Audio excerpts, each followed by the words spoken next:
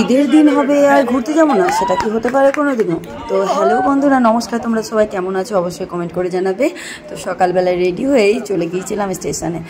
আর station থেকে কোথায় যাব তোমরা সাথে থাকো, সাথে থাকলেই দেখতে পাবে যে আজকে উদ্দেশ্যটা কোথায় যাওয়ার। তো সাথে ছিল ওর বাবা, আমি আর আমার ছেলে। তো তিনজনে মিলেই বেরিয়ে পড়লাম। আর তবে আজকে যাব অনেকেই মিলেই, শুধুমাত্র আমরা তিনজন নাই, সাথে অনেকেই যাবে। তো কে কে যাচ্ছে, কারা কারা যাচ্ছি, কোথায় যাচ্ছি, সবটাই সাথে থাকলে দেখতে পাবে। তো ভাইকে জিজ্ঞাসা করো না।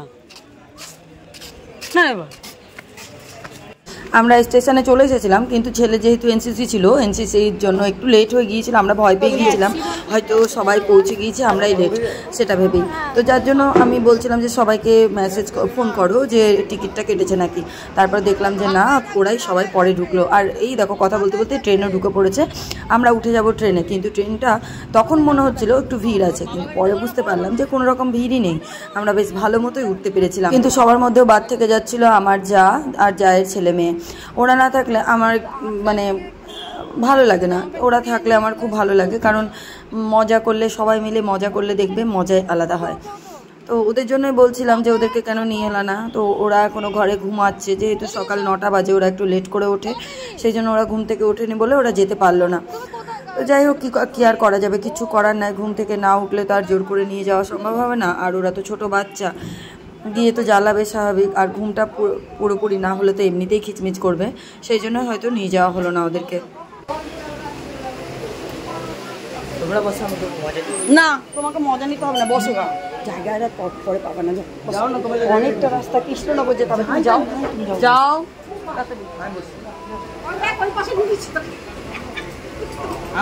আমি এগুলো করতে বারণ করছি তোকে, একা একা তাহলে ছাড়বো কোন ভরসায়? যাও না, দাঁড়িয়ে থাকতাম না, এখানে বসো, এখানে আমি বসতে বলেছি। আর পরে ওরা সব আছে, বসো এখানে। ঠিক আছে, এখন বসো, পরে আবার উঠবো, এখন বসো। বাবা তুমি দেখো,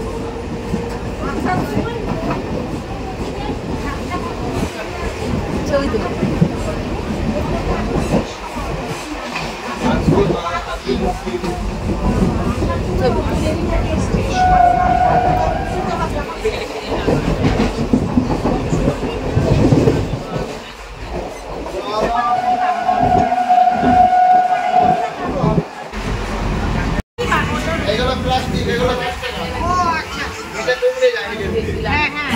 আরও সবাই আছে, আগের স্টেশনে উঠেছিল, তারা অন্য বগিতে আছে এবং আমাদের সাথেও ছিল, ওরাও অন্য বগিতে উঠেছে। আর আমরা এই বগিতে আছি। সবাই একসাথে উঠলে আরও অনেকেই হয়ে যেত একসাথে।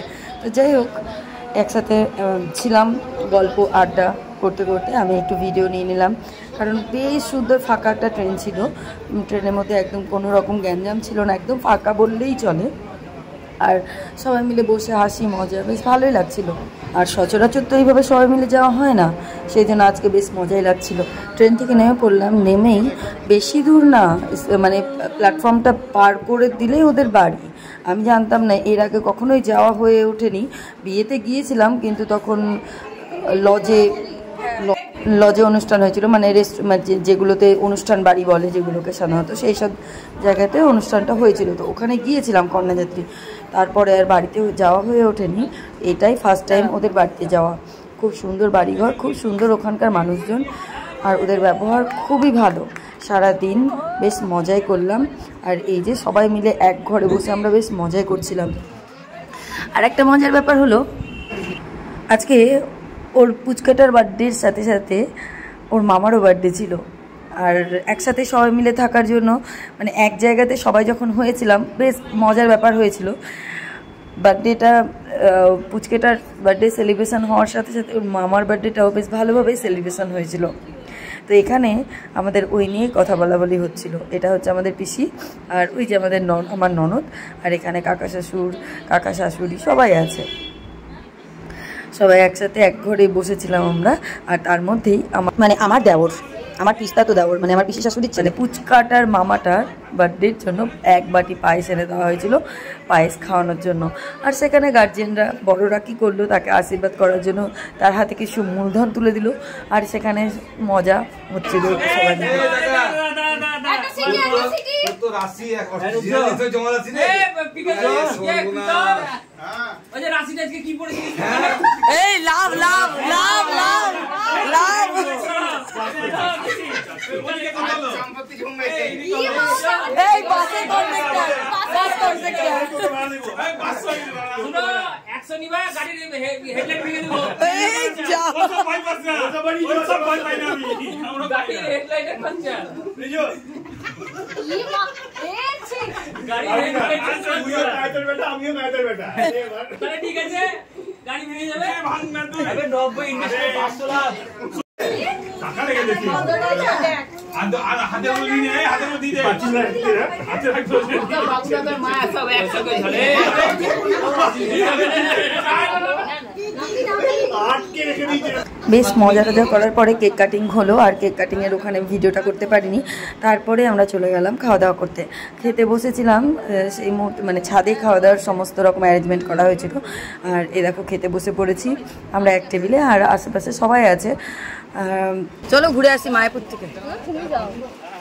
ওই যে কালকে তো যাওয়া যায় কোথায় ইচ্ছা করে না কেন বাবা? না না তুমি একটা সময় গিয়ে ভাববা, দেখবা এই 3টে বছর যখন কেটে যাবে দেখবা তখন মনে হবে যে না ভালো করেছি। আমি বাসন্তী পোলাও নেবো ভাই, সাদা ভাত খাবো না। দেখো মা, হ্যাঁ আমি সাদা ভাত খাবো না, বাসন্তী পোলাও খাবো। হাত ছাড়াও হাত ছাড়াও। ভাত খাবো, চশমাটা তুলিস তো বাবা, ভাত খাবো না। আচ্ছা যা ইচ্ছা তাই বাবা। এইদিকে ফোন করলাম তো বললো আসছি। এবার আসছিস? এদিকে আসছিস? এই দিকটা ভালো আছে। ব্যাস কথা বলতে বলতে খাবার চলে এলো। খাবার টেবিলে বসেই সুন্দর করে প্রথমেই পেয়ে গেলাম পনির পাসিন্দা, যেটা আমার খুব ভালো লাগে, কারণ না চিকেনের চিন্তা না মাটনের চিন্তা, একদম নিশ্চিন্তে খাওয়া যায়।